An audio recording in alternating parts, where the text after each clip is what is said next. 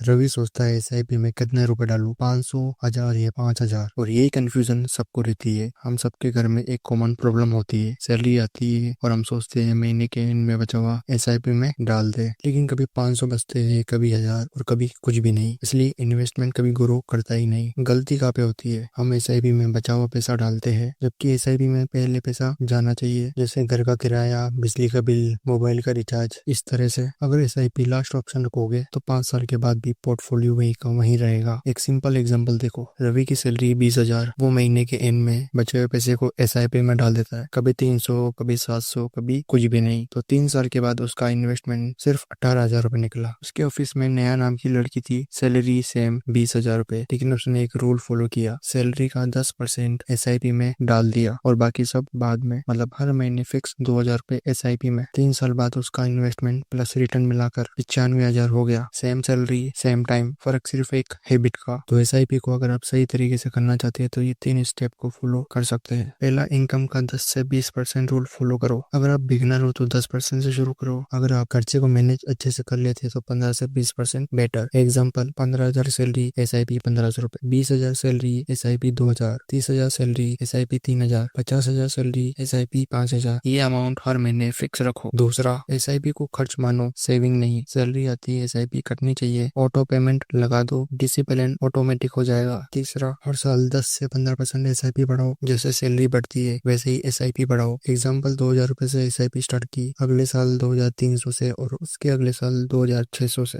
बाद में पैसा अच्छा बनेगा। अगर आप एसआईपी में कम पैसा डालोगे तो रिटर्न भी उतना ही कम मिलेगा। मार्केट एक्सपर्ट कहते हैं एसआईपी का मैजिक तब दिखता है जब आप रेगुलर और पैसा बढ़ा रहे हो उसमें। तो आज एक काम करो, अपनी सैलरी का 10% निकालो, मुझे कमेंट में लिखो कि आप कितने रुपए से एसआईपी स्टार्ट कर रहे हो। और अगर आपका कोई सवाल है तो